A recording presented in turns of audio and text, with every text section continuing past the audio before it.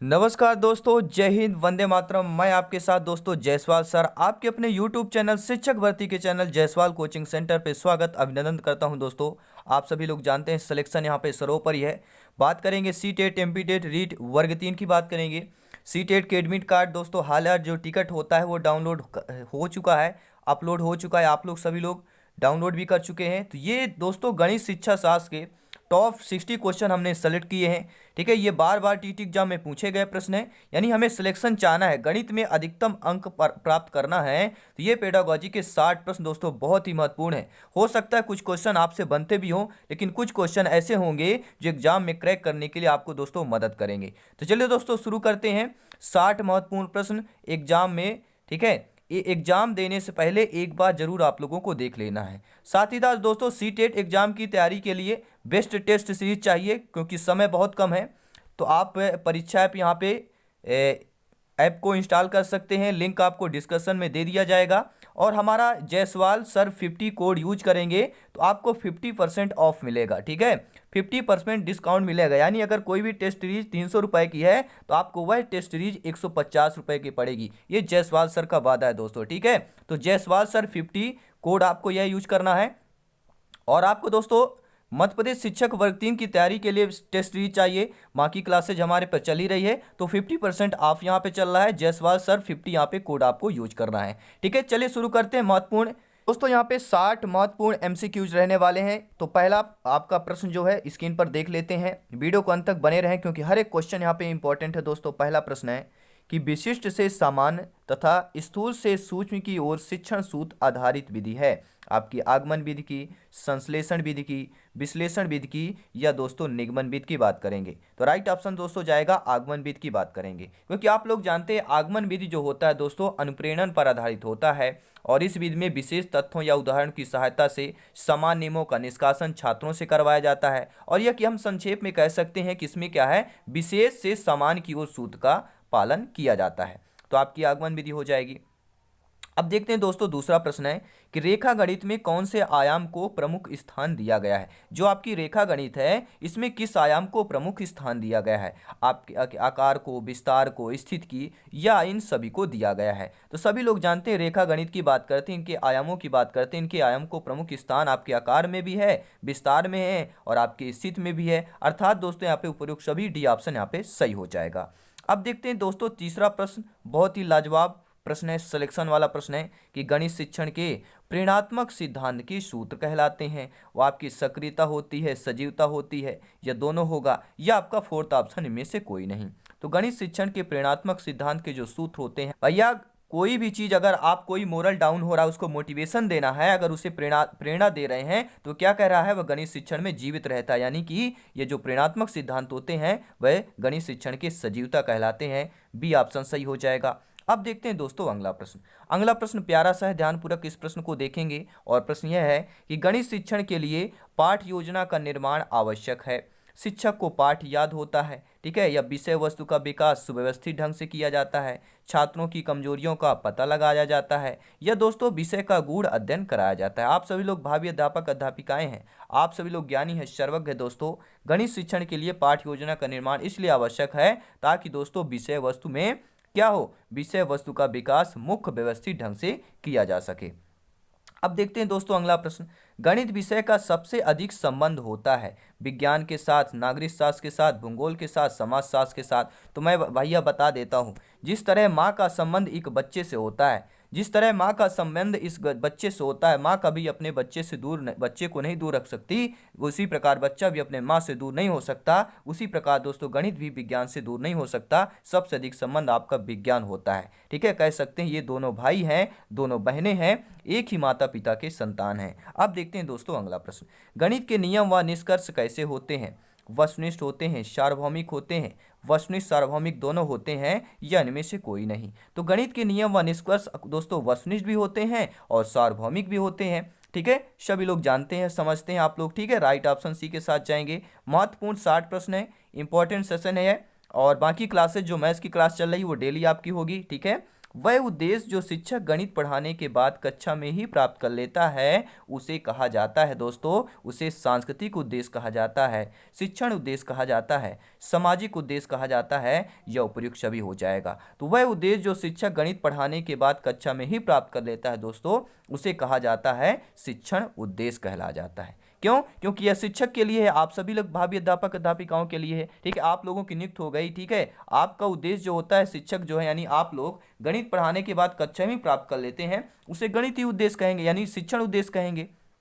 तो B option आप लोगों का सही हो जाएगा। अब देखते हैं प्यारा सा प्रश्न यह है कि गणित शिक्षण में मूल्यांकन में ब्लूप्रिंट होता है विद्यालय की आधारशिला, प्रश्न पत्र की निर्माण की आधारशिला, शिक्षण की आधारशिला या छात्रों की आधारशिला। ठीक है, तो गणित शिक्षण में मूल्यांकन जो होता है ब्लूप्रिंट क्या क्या होता है दोस्तों, वह होता है प्रश्न पत्र निर्माण की आधारशिला होता है। यहाँ पे बी ऑप्शन सही हो जाएगा। बहुत बहुत धन्यवाद दोस्तों मेरे सभी प्यारे मित्र, जितने मेरे भाई बहने वीडियो को देख रहे हैं। मेरे प्यारे शिक्षक बंधु एक बार वीडियो को लाइक कर देंगे और पहली बार विजिट कर रहे हैं सब्सक्राइब कर लीजिएगा दोस्तों। यह आपका अपना परिवार है, शिक्षकों का परिवार है। ठीक है, भावी अध्यापक अध्यापिकाओं का परिवार है दोस्तों।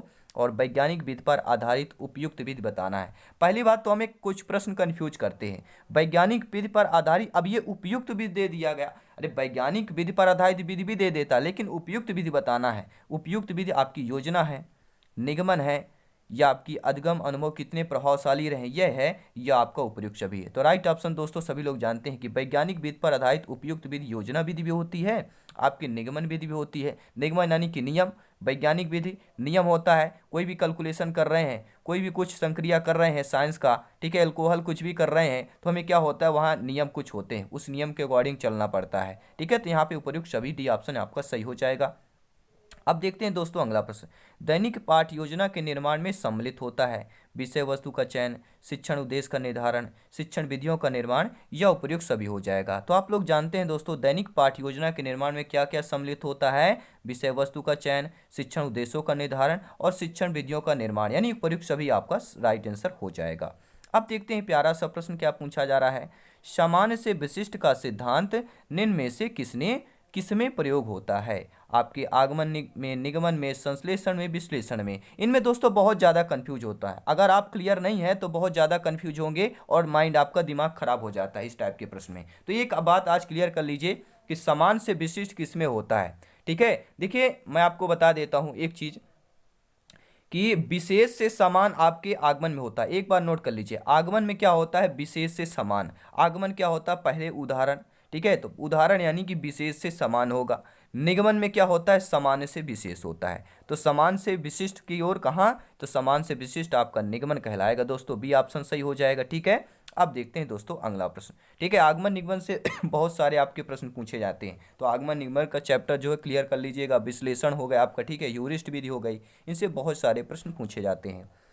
गणित में किस विधि में हम प्रायः सूत्र तथा नियमों की सहायता लेते हैं, संश्लेषण, विश्लेषण, आगमन, निगमन। जो आपके गणित होते हैं, गणित के किस विधि में हम सूत्र और तथा नियमों की सहायता लेते हैं। तो मैंने अभी चर्चा क्या किया था दोस्तों कि देखिए जो निगमन विधि होती है, ठीक है, निगमन विधि जो है ये दोस्तों किसको है, प्रयोग निरीक्षण आदि को सहायता में उसे सत्य सिद्ध करती है प्रयोग निरीक्षण द्वारा, और इसमें समान से विशेष की ओर और सूत्र का अनुसरण किया जाता है। और आपके निगमन विधि में शिक्षक छात्रों को समान नियम का सूत्र स्वयं बताते हैं और उस सूत्र के द्वारा नियम का प्रयोग विशेष समस्या को हल करने के लिए करते हैं दोस्तों। ठीक है, तो राइट ऑप्शन निगमन विधि हो जाएगा।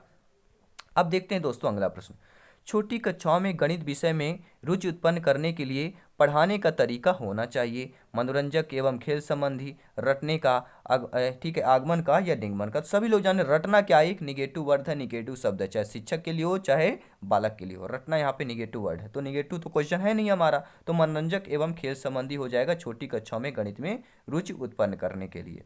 अब देखते हैं दोस्तों अगला प्रश्न, निम्न में से किसमें गणित विषय का प्रयोग स्पष्ट रूप से नहीं हो रहा है। ठीक है, लाभ हानि में सभी लोग, ये बहुत बार पूछा गया दोस्तों, लाभ हानि में हो रहा है। ठीक है, आपके क्या है, सब्जियों खरीदने में हो रहा है, उधार लेने में हो रहा है, लेकिन साइकिल चलाने में आपका गणित उपयोग नहीं हो रहा है। पैडल मार रहे हैं, साइकिल बढ़ रही है, पैडल मार रहे हैं, साइकिल बढ़ रही है। ठीक है, इसमें आपका गणित विषय का स्पष्ट प्रयोग नहीं हो रहा है साइकिल चलाने में। ठीक है, अब देखते हैं दोस्तों अगला प्रश्न, यदि एक विद्यार्थी गणित विषय कई बार अनुत्तीर्ण हो जाता है, तो यह जानने के लिए कि गणित की किस विशेष शाखा में वह कमजोर है, इनमें से कौन सी विधि प्रयोग में होगी, लिखित होगी, मौखिक होगी, निदानात्मक होगी, उपचारात्मक होगी। ठीक है, तो राइट ऑप्शन क्या हो जाएगा दोस्तों, यहाँ पे निदानात्मक होगी। क्यों होगी? क्योंकि कोई भी विद्यार्थी है दोस्तों, ठीक है, गणित विषय में कई बार अनुत्तीर्ण हो जाता है, अनुत्तीर्ण हो रहा है नहीं, यह जानने के लिए गणित के विशेष शाखा में कमजोर है। तो आप सभी लोग भावी अध्यापक अध्यापिकाएं हैं, शिक्षक बंधु हैं, तो आप बताइए, मान लीजिए आपको चोट लग जाती है,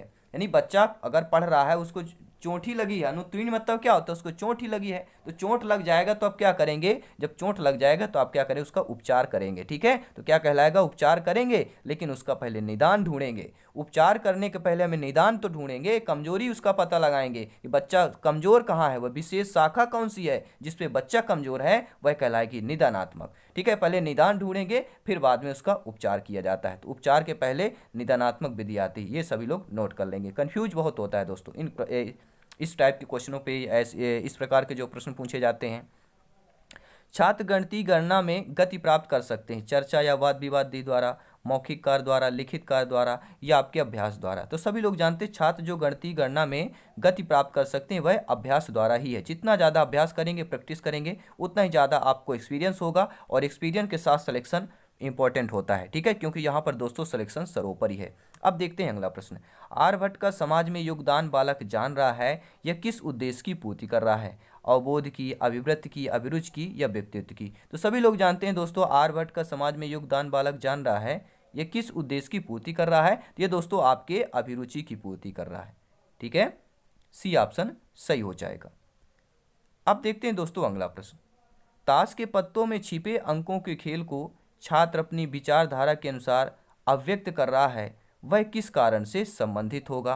तो ताश के पत्तों में जो छिपे अंक होते हैं, उसके खेल को छात्र अपनी विचारधारा के अनुसार अव्यक्त कर रहा है दोस्तों, वह किस कारण से संबंधित है। ज्ञान, उपयोग, कौशल की बात करेंगे, अवबोध की बात करेंगे, तो यहाँ पे दोस्तों राइट ऑप्शन व्यक्तित्व होगा, जो आपके ए ऑप्शन पे होगा। ए ऑप्शन यहाँ पे मिसप्रिंट है। ठीक है, तो व्यक्तित्व हो जाएगा। यानी ताश के पत्तों में जो छिपे अंकों खेल को अब छात्र अपनी विचारधारा के अनुसार व्यक्त कर रहा है, तो यहाँ से ही आपका प्रश्न है कि वह अपनी विचारधारा से कर रहा है। जब अपनी विचारधारा के अनुसार अव्यक्त करता है तो वह उसका व्यक्तित्व कहलाएगा। किससे, किस कारण से संबंधित है, आपके व्यक्तित्व कारण से संबंधित हो जाएगा। अब देखते हैं दोस्तों अगला प्रश्न। सम विषम संख्याओं को बालक सारणीबद्ध कर रहा है, वह किस उद्देश्य की प्राप्ति कर रहा है, ज्ञान, उपयोग की, कौशल की, अवबोध की या व्यक्तित्व की कर रहा है। तो सम विषम संख्याओं को बालक सारणीबद्ध कर रहा है दोस्तों, वह किस उद्देश्य की प्राप्त कर रहा है, तो वह आपके कौशल की बात कर रहा है। ठीक है, किस उद्देश्य की, कौशल उद्देश्य की प्राप्त कर रहा है। 20 नंबर देखेंगे, इसके बाद 40 क्वेश्चन और बचेंगे। टॉप 60 यहाँ पे MCQs है दोस्तों, टॉप महत्वपूर्ण है। ठीक है, गणित विषय के लिए पुरातन स्रोत के रूप में कौन सा ग्रंथ उपयोगी है। ठीक है दोस्तों, तो गणित विषय के लिए पुरातन स्रोत के रूप में कौन सा ग्रंथ उपयोगी है, तो सभी लोग जानते हैं, आप बात करेंगे पुरातन स्रोत ऋग्वेद होता है। ठीक है, तो आई थिंक ऑप्शन नंबर भी यहाँ पे सही हो जाएगा। ठीक है, अब देखते हैं दोस्तों 21 नंबर क्वेश्चन, प्रश्न क्या कह रहा है आपका कि माध्यमिक स्तर पर अंकगणित शिक्षण की विधि कौन सी होती है। आपकी प्रायोगिक विधि होती है, विश्लेषण व संश्लेषण विधि होती है, आगमन निगमन विधि होती है, या उपयुक्त, सभी आंसर हो जाएगा। तो माध्यमिक स्तर पर अंकगणित शिक्षण की विधि जो होती है दोस्तों, वह आपकी आगमन निगमन दोनों विधि पर होती है। ठीक है, माध्यमिक स्तर की बात कर रहे हैं। ठीक है, तो आगमन निगमन दोनों विधि पर होती है। अब देखते हैं दोस्तों अगला प्रश्न। हासिल का या हाथ का लगा संप्रत्यय को गणित सर्वप्रथम देने वाले कौन है। भास्कर है, ब्रह्मगुप्त है, आर्यभट्ट है, श्रीधर है। ठीक है, बहुत बार सी टेट, यूपी टेट और वर्ग 3 में शायद 2012 में जो पिछला पेपर हुआ था उसमें पूछा गया था। ठीक है, लगभग सभी टीट एग्जाम में प्रश्न पूछा गया है, तो रिपीट हो सकता है। हासिल का या हाथ का लगा संप्रत्यय गणित सर्वप्रथम देने वाले आपके श्रीधर थे। ठीक है, डी ऑप्शन सही हो जाएगा। अब देखते हैं दोस्तों अगला प्रश्न। छात्र वृत्त तथा गोले में तुलना करता है, वह किस उद्देश्य की पूर्ति करता है, ज्ञान की, अवबोध की, कौशल की या ज्ञान के उपयोग की। तो कोई छात्र है वह वृत्त और गोले में तुलना करता है। ठीक है, वृत्त भी गोलाकार का होता है, सर्किल के। ठीक है, और गोला भी होता है, तो इन दोनों की क्या कर रहा है, तुलना कर रहा है। तो तुलना करना मतलब वह अवबोध कर रहा है। क्या है, अवबोधात्मक हो जाएगा। किस उद्देश्य की, अवबोध उद्देश्य की वह पूर्ति कर रहा है। ठीक है दोस्तों, अब देखते हैं अगला प्रश्न। सभी मित्रों को जय हिंद, वंदे मातरम है। वीडियो लाइक करते रहेंगे, आपका अपना परिवार है दोस्तों। एक अध्यापक गणित शिक्षण में आरोही क्रम का अनुसरण कर रहा है। ठीक है, यह किस विधि से प्रेरित होगा। देखिए, आरोही और अवरोही ये बहुत इंपॉर्टेंट होता है। ठीक है, आरोही मतलब होता है छोटे से, 1 2 3 4 5 आरोही हो गया, छोटे से लेके बड़े की ओर जाना। लेकिन अवरोही मतलब क्या हो गया, उल्टा हो जाता है, पहले 5 4 3 2 ऐसे आपका ये अवरोही होता है। यानी कोई भी अध्यापक है गणित शिक्षण में अवरोही क्रम का अनुसरण कर रहा है तो वह किस विधि का कर रहा है, प्रयोगशाला, आगमन, संश्लेषण या निगमन हो जाएगा। तो सभी लोग जानते हैं निगमन विधि की बात करेंगे, नियम कर रहा है। ठीक है, क्योंकि नियम है आपका आरोही क्रम में। ठीक है, क्या है, बढ़ते क्रम में जाना है आपके अवरोही में घटते क्रम में जाना है। तो ये किसका कर रहा है, ये निगमन विधि का यहाँ पे अनुसरण कर रहा है। अब देखते हैं दोस्तों अगला प्रश्न, प्रयोगशाला विधि किस विधि का विस्तृत रूप है, इकाई का है, निगमन का है, विश्लेषण का है या आपके आगमन का है। तो प्रयोगशाला ही ऑप्शन यहाँ पे होना चाहिए, कौन सा हो जाएगा, प्रयोगशाला विधि किस विधि का विस्तृत रूप है। ये बहुत बार दोस्तों पूछा जाता है। ठीक है, कि प्रयोगशाला विधि जो है ये किस विधि का विस्तृत रूप कहलाती है। तो बहुत सारे कन्फ्यूजन होते हैं। देखिए प्रयोगशाला में क्या होता है, विज्ञान की सभी शाखाओं का अध्ययन प्रयोगशाला विधि यानी अत्यंत लाभदायक सिद्ध भी होती है आपकी।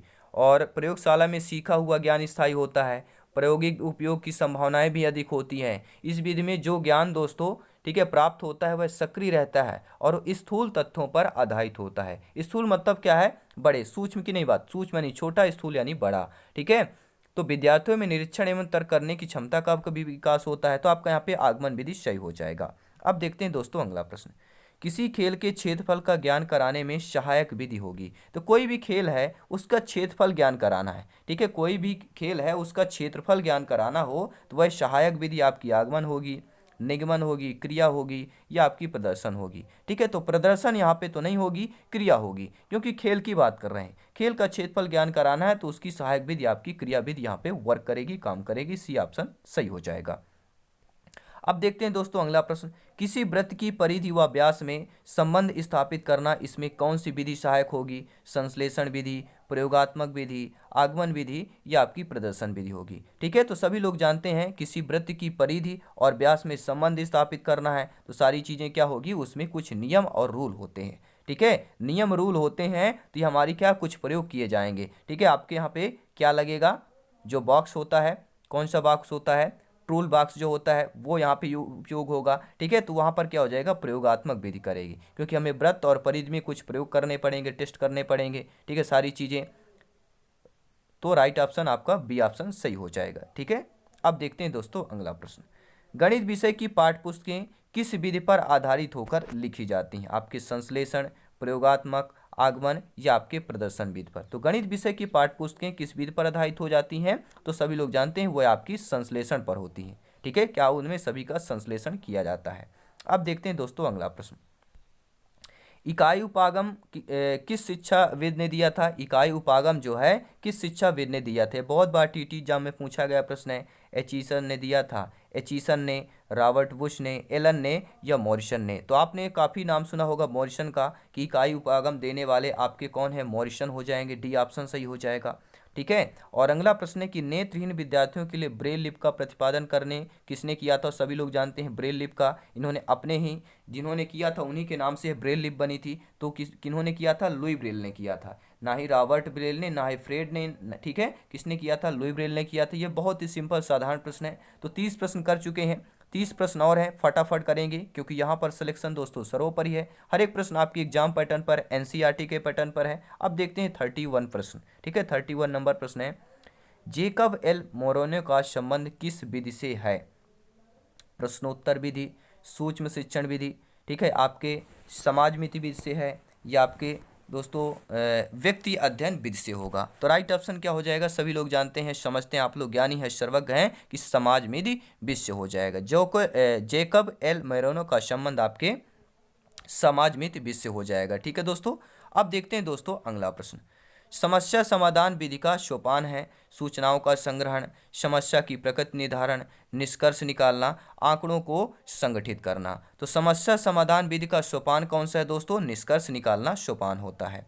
अब देखते हैं अगला प्रश्न, गणित में दृश्य शब्द सामग्री का प्रयोग किया जाता है बालकों को लुभाने के लिए, बालकों को विषय से परे ले जाने के लिए, बालकों की रुचि जागृत करने के लिए या बालकों को मनोरंजन के लिए। तो जो दोस्तों गणित में दृश्य शब्द सामग्री का प्रयोग होता है वह दोस्तों आपके बालकों की रुचि जागृत करने के लिए होता है, कि जिसमें बालक रुचि करें, बालक की रुचि होगी तो बच्चे पढ़ेंगे। ठीक है। गणित विषय की विशेषता होती है, तर्कपूर्णता होती है, परिणामों में निश्चितता होती है, शुद्धता होती है, यह उपरोक्त सभी हो जाएगा। तो आप लोग जानते हैं गणित विषय की जो विशेषता होती है वह आपके तर्कपूर्णता भी होती है, परिणाम में निश्चय होती है। अगर 2+2 कर देंगे तो हमारे इंडिया में भी 4 आएगा, ठीक है, साउथ अफ्रीका में भी 4 बोलेंगे, 4th बोलेंगे, ठीक है, 2+2 को। और आपके कहाँ है, चाहे आपके अमेरिका की बात करें, यूएसए की बात करें, किसी भी अदर कंट्री की बात करें, बांग्लादेश की बात करें, ठीक है, सभी जगह 2+2 4 ही बोला जाएगा। तो परिणामों की निश्चितता होती है और आपकी शुद्धता भी होती है, तो उपरोक्त सभी यहाँ पे सही हो जाएगा। अब देखते हैं दोस्तों अगला प्रश्न, चिंता, बोध, तर्क शक्ति, विश्लेषण की क्षमता बढ़ाने वाला विषय कौन सा है? गणित है, समाज विज्ञान है, या आपका भूगोल है, या भाषा है? तो सभी लोग जानते हैं चिंता, बोध, तर्क शक्ति और विश्लेषण की क्षमता बढ़ाने वाला विषय आपका वनली वन दोस्तों मैथमेटिक्स की बात करेंगे, गणित की बात करेंगे, जिसमें आपका चिंता भी होता है, बोध, तर्क शक्ति, विश्लेषण, इन सभी का क्या है, क्षमता बढ़ाने वाला विषय, ठीक है, गणित ही कहलाता है।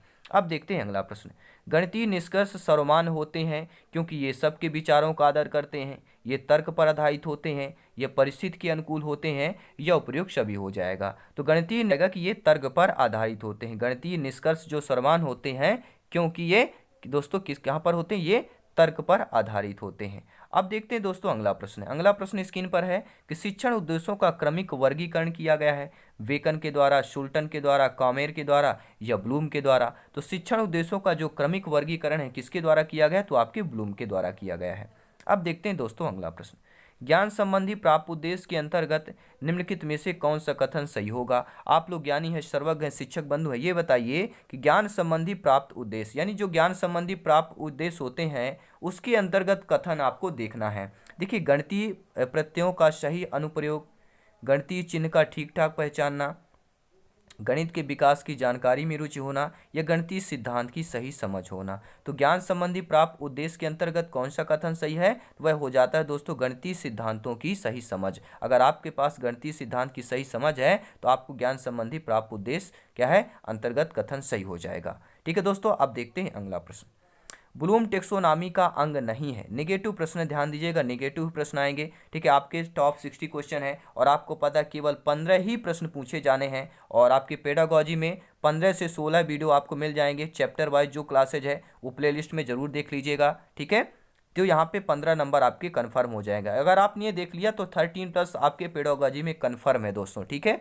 तो ब्लूम टेक्सोनॉमी का अंग नहीं है समझ, बुद्धि, प्रयोग और ज्ञान। तो सभी लोग जानते हैं कि बुद्धि जो है यह ब्लूम टेक्सोनॉमी का अंग नहीं होगी, बुद्धि आपका नेगेटिव हो जाएगा। ब्लूम टेक्सोनॉमी का अंग समझ होता है, प्रयोग होता है और ज्ञान होता है, तीनों हो जाएंगे, ठीक है दोस्तों। अब देखते हैं अगला प्रश्न, बीज गणित यथार्थ में है, अंक गणित के यथार्थ में है, रेखा गणित के, सामान्यीकृत अंक गणित के, या उपरोक्त सभी हो जाएगा। तो जो आपका बीज गणित है यह किसके यथार्थ में है दोस्तों? तो बीज गणित आपके दोस्तों सामान्यीकृत के अंक गणित के यथार्थ पर होता है। किस पर? सामान्यीकृत अंक गणित के आधार पर, ठीक है। 20 क्वेश्चन और है, 20 क्वेश्चन मात्र एमसीक्यूज बचे, इनको भी कंप्लीट करते हैं। गणित की सभी शाखाओं में प्राचीनतम शाखा कौन सी है? रेखा गणित, अंक गणित, सांख्यिकी या बीज गणित? ये बहुत बार पूछा गया है। तो सांख्यिकी जो दोस्तों है ये गणित की सभी शाखाओं में प्राचीनतम शाखा मानी जाती है। अब देखते हैं दोस्तों अगला प्रश्न कि रेखा गणित में प्रायोगिक स्तर पर प्रयुक्त होने वाली शिक्षण विधि है आपकी आगमन विधि है, निगमन विधि है, प्रदर्शन विधि है, या उपयुक्त सभी हो जाएगा। तो रेखा गणित में प्रायोगिक स्तर पर प्रयुक्त होने वाली जो शिक्षण विधि है वह आपकी दोस्तों प्रदर्शन विधि कहलाती है, ठीक है दोस्तों। अब देखते हैं अगला प्रश्न, एक अच्छी मूल्यांकन विधि वह है जिसमें देखा जाए दोस्तों, एक अच्छी मूल्यांकन वह विधि हो जिसमें क्या क्या देखा जाना चाहिए कि बालक के व्यवहार में परिवर्तन करने की विधि हो, शिक्षण हेतु अपनाई गई विधि हो, पाठ्य पुस्तक से संबंधित विधि हो, या उपयुक्त सभी होना चाहिए। तो सभी लोग जानते हैं दोस्तों एक अच्छी मूल्यांकन वह विधि है जिसमें बालक के व्यवहार में परिवर्तन करने की विधि हो, क्योंकि शिक्षण किसके लिए होता है, मूल्यांकन किसके लिए होता है, बालक के लिए होता है। पहला ऑप्शन सही हो जाएगा। अब देखते हैं बेहतरीन लाजवाब प्रश्न रहेंगे और अंत में 5 प्रश्न ऐसे कराएंगे दोस्तों जो सीधा सिलेक्शन से कनेक्टेड रहेंगे, ठीक है। अनुप्रयोग संबंधी प्राप्त उद्देश्य की प्राप्त होती है जब छात्र संबंधित प्रत्ययों में भिन्नता बताता है, गणितीय अवधारणा की व्याख्या कर सकता है, समस्या हल करने की उपयुक्त विधि चुनता है, या उपयुक्त सभी हो जाएगा। तो अनुप्रयोग संबंधी प्राप्त उद्देश्यों की प्राप्ति होती है जब छात्र दोस्तों समस्या हल करने की उपयुक्त विधि चुनता है। अनुप्रयोग यानी स्वयं अनुप्रयोग मतलब क्या होता है, स्वयं द्वारा किया गया जो प्रयोग होता है वह अनुप्रयोग कहलाता है। तो अनुप्रयोग संबंधी प्राप्त उद्देश्य की प्राप्ति क्या हो जाएगी, जब छात्र समस्या हल करना स्वयं सीख लेगा तो वह उपयुक्त जो विधि होती है वह अनुप्रयोग संबंधी प्राप्त उद्देश्य कहलाती है। अब देखते हैं दोस्तों अगला प्रश्न, शिक्षण प्रक्रिया का अंतिम सोपान। बहुत ही बेहतरीन लाजवाब प्रश्न है, सोपान से प्रश्न आते हैं। तो शिक्षण प्रक्रिया का अंतिम सोपान मूल्यांकन है, उद्देश्य, अधिगम या सभी होते हैं। तो सभी तो नहीं हो सकते हैं। देखिए शिक्षण प्रक्रिया का आप लोग देखिए साल भर एग्जाम होता है, बाद में क्या होता है आपका मूल्यांकन होता है। आप साल भर तैयारी करते हैं C TET, M P TET, ठीक है, टी टी एग्जाम के लिए, फिर आपका क्या होता है मूल्यांकन होता है, यानी टेस्ट होता है। 150 क्वेश्चन का टेस्ट होता है, फिर आपका उसमें पता चलता है आपका स्कोर क्या है, ठीक है, आपका सिलेक्शन होगा कि नहीं, ठीक है, वह मूल्यांकन के आधार पर ही पता चलता है। अब देखते हैं अगला प्रश्न, पाठ योजना का भाग नहीं होता है। निगेटिव प्रश्न ध्यान दीजिएगा, जहां पे नहीं वाला शब्द आ जाए, ना वाला आ जाए, ये सभी क्या कहलाते हैं, निगेटिव कहलाते हैं, ठीक है। तो पाठ योजना का भाग नहीं है, प्राप्त उद्देश्य नहीं है, पाठ आपका प्रस्तुत योजना नहीं है, शिक्षा के उद्देश्य नहीं है, या ये आपके सभी नहीं है। तो मेरे सभी प्यारे मित्रों को जय हिंद, वंदे मातरम। वीडियो लाइक करते रहे दोस्तों, वीडियो को अंत तक देखें। बहुत बहुत धन्यवाद सभी का, ठीक है। माँ सरस्वती से अभिनंदना प्रार्थना है दोस्तों कि आप लोगों का सिलेक्शन 101% तय है दोस्तों। जी हाँ, 101% सिलेक्शन सरोपरी है। तो इस प्रश्न का जवाब आ चुका है कि पाठ योजना का भाग जो दोस्तों सभी लोग जानते हैं शिक्षा के उद्देश्य नहीं होते। पाठ योजना का भाग प्राप्त उद्देश्य होता है और पाठ की प्रस्तुत योजना होती है। शिक्षा के उद्देश्य ये पाठ योजना का भाग नहीं होते। अब देखते हैं अगला प्रश्न, गणित के मानसिक सिद्धांत के जन्मदाता कहे जाते हैं प्लेटो, आर्यभट्ट, वरायमिहिर या सीवी रमन। तो सभी लोग जानते हैं गणित के मानसिक सिद्धांत के जन्मदाता आपके प्लेटो कहे जाते हैं, ठीक है। आई थिंक फर्स्ट ऑप्शन सही हो जाएगा।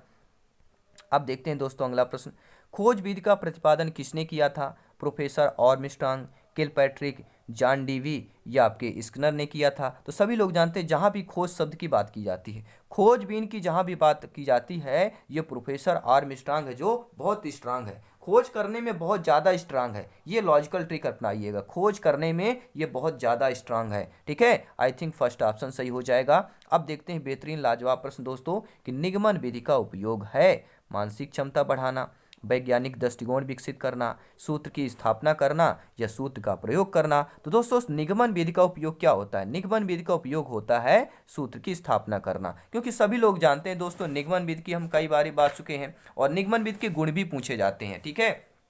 कि निगमन विधि जो क्या होता है गणित शिक्षण कार्य को अत्यंत सरल बना देती है, ये छात्रों से नियम ज्ञात कराने में कोई समस्या उत्पन्न नहीं होती है, ठीक है। और निगमन विधि समान नियम या सिद्धांत या सूत्र की सत्यता की जांच हेतु अत्यंत लाभदायक सिद्ध होती है, ठीक है, लाभदायक सिद्ध होती है। और निगमन तर्क अंतिम एवं अकाट्य होता है, अर्थात दोस्तों यह तर्क वास्तव में गणितीय होता है एवं इसमें किसी प्रकार का संदेह नहीं किया जा सकता है। अब देखते हैं 50, ठीक है, 50 नंबर क्वेश्चन है, इसके बाद 10 क्वेश्चन और कंप्लीट करेंगे, पूरी आपकी टॉप 60 एमसीक्यूज कंप्लीट हो जाएगा। सामान्य से विशिष्ट की ओर शिक्षण सूत्र पर आधारित होता है, सामान्य से विशिष्ट, ठीक है। तो सभी लोग जानते हैं, मैं पिछले बार बता चुका हूँ, आगमन विधि, निगमन विधि, आगमन निगमन विधि या विश्लेषण विधि। तो सभी लोग जानते हैं सामान्य से विशिष्ट आपका निगमन होता है। क्या होता है मेरे प्यारे मित्रों, सामान्य से विशिष्ट क्या होता है, निगमन होता है, और विशिष्ट से समान आपके आगमन में होता है। और दोस्तों आपके लेंडल ने आगमन विधि को स्पष्ट करते हुए लिखा है कि जब कभी हम बालकों के समक्ष बहुत से तथ्य, उदाहरण या वस्तुएं प्रस्तुत करते हैं और फिर उनसे अपने स्वयं के निष्कर्ष निकलवाने का प्रयास करते हैं, तब हम शिक्षण की आगमन विधि का प्रयोग करते हैं, ठीक है दोस्तों। अब देखते हैं 10 प्रश्न और बचे हैं। गणित सभ्यता और संस्कृत का दर्पण है, यह किसने कहा था। तो दोस्तों यहाँ पे आपका सही राइट आंसर हो जाएगा, सभी लोग जानते हैं क्या हो जाएगा दोस्तों, हॉगवेन हो जाएगा। गणित सभ्यता और संस्कृत का दर्पण है, ये किसने कहा था, हॉगवेन ने कहा था, ठीक है। और गणित विज्ञान, ठीक है, द्वार और कुंजी है, तो सभी लोग जानते हैं जब द्वार कुंजी आ जाए तो आपको रोजर वेकन करना है, और सभ्यता और संस्कृत ही आता है तो आपको क्या करना है, हॉगवेन करना है, ठीक है। अब देखते हैं दोस्तों अगला प्रश्न, अगला प्रश्न क्या पूछा जा रहा है कि प्राथमिक स्तर पर गणित का क्या महत्व है। हम बात कर रहे हैं कि प्राथमिक स्तर पर, ठीक है, प्राथमिक स्तर पर गणित का महत्व की बात कर रहे हैं। सांस्कृतिक रूप में है, सामाजिक रूप में, धार्मिक रूप में या मानसिक रूप में। देखिए दोस्तों ज़्यादातर प्राथमिक स्तर पर गणित का महत्व क्या होता है, व्यवहारिक रूप में होता है, ठीक है। किस में होता है दोस्तों, व्यवहारिक रूप में। लेकिन आपका यहाँ व्यवहारिक ऑप्शन नहीं है, तो फिर आप क्या करेंगे, फिर आपको मानसिक ऑप्शन भी करना है, डी ऑप्शन करेंगे। ठीक है, अब देखते हैं दोस्तों अगला प्रश्न। उपलब्धि परीक्षण व नैदानिक परीक्षण में अंतर क्या होता है। ठीक है, तो ये केवल इनमें उद्देश्यों का अंतर होता है, आप सभी लोग जानते हैं। ठीक है, आप लोग ज्ञानी हैं, सर्वज्ञ दोस्तों। ठीक है, अनुभवी हैं आप लोग। मनुष्य के जीवन की गतिविधियों में गणित का सर्वाधिक उपयोग होता है, किस पर होता है, तो जो मनुष्य के जीवन में यानी आप और हमारे जीवन में, ठीक है, गतिविधियों में गणित का सर्वाधिक उपयोग किस पर होता है, सांस्कृतिक, मनोवैज्ञानिक, सामाजिक आर्थिक या आर्थिक में। तो सभी लोग जानते हैं दोस्तों, सामाजिक आर्थिक यहाँ पे दोनों ऑप्शन सही होंगे, यानी कि सामाजिक आर्थिक दोनों वाला ऑप्शन सही होगा।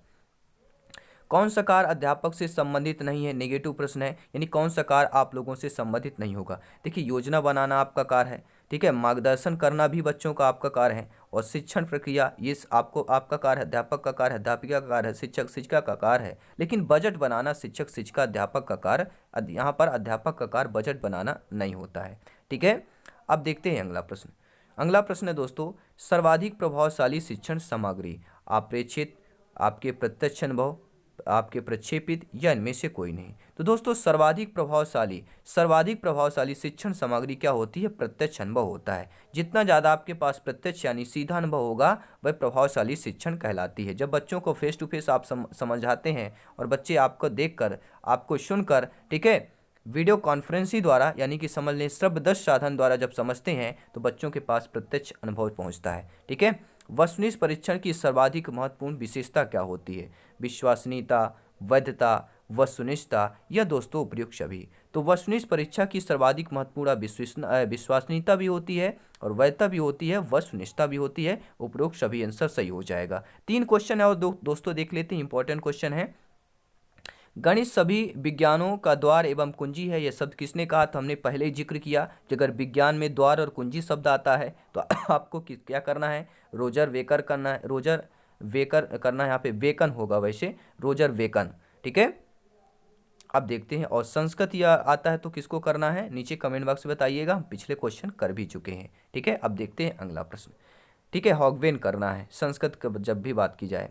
तो गणित के अध्ययन से एक बच्चे में किस गुण का विकास होता है। अगर गणित का अध्ययन हो तो गणित का अध्ययन अगर बच्चा कर रहा है तो उस बच्चे में किस गुण का विकास होगा, उस बच्चे में आत्मविश्वास गुण का विकास होगा, तार्किक सोच, विश्लेषिक सोच, या उपयुक्त सभी। देखिए, गणित का अध्ययन करने में बच्चा, देखिए, उसमें आत्मविश्वास भी आता है। अगर बच्चा का 2 से धन 2 बराबर 4 है और उसने सीख लिया, बच्चा सीख लिया 3 में से 4 3 में से, ठीक है, 1 माइनस करने पर 2 आता है, तो ये बच्चा सीख लेता है, तो क्या होता है, उसमें आत्मविश्वास आता है, तार्किक सोच भी बढ़ती है, और विश्लेषिक सोच भी बढ़ती है। तो डी ऑप्शन सही हो जाएगा। और अंतिम आपका 60 नंबर क्वेश्चन है कि प्राथमिक स्तर पर गणित का महत्व क्या होता है, सांस्कृतिक रूप में, मानसिक, व्यवहारिक, आध्यात्मिक। तो यहाँ पे आप क्या करेंगे, यहाँ पर आप क्या करेंगे, यहाँ पर आपका देखिए ना, वैज्ञानिक, आपका मानसिक यहाँ पे नहीं करेंगे। ठीक है, मैंने क्या बताया था, जब आपका व्यवहारिक रूप में होता है, ठीक है, तो प्राथमिक स्तर पर गणित का महत्व क्या होगा, व्यवहारिक रूप में होगा। अगर उस ऑप्शन में व्यवहारिक नहीं था इसलिए हमने मानसिक किया था। ठीक है, तो ये 60 प्रश्न आपको कैसे लगे नीचे कमेंट बॉक्स में जरूर बताएं। और प्ले लिस्ट में जाइए, 15/3 आपके क्लासेज वहाँ पे है, जो आपके सिलेबस अकॉर्डिंग पर है, एनसीईआरटी के पैटर्न पर है दोस्तों, यहाँ पे सिलेक्शन शुरू पर ही है। ठीक है, सभी को धन्यवाद दोस्तों वीडियो देखने के लिए, और ऐसे ही क्लासेज बेहतर तैयारी के लिए। अगली क्लास आपकी इन्वायरमेंट की होगी, ईवीएस क्लासेस चल रही है, तो एग्जाम के पहले वो क्लासेज जरूर अटेंड करें, क्योंकि दोस्तों यहाँ पे सिलेक्शन शुरू पर ही है। हमेशा हंसते रहिए, मुस्कुराते रहिए। धन्यवाद दोस्तों, जय हिंद, वंदे मातरम।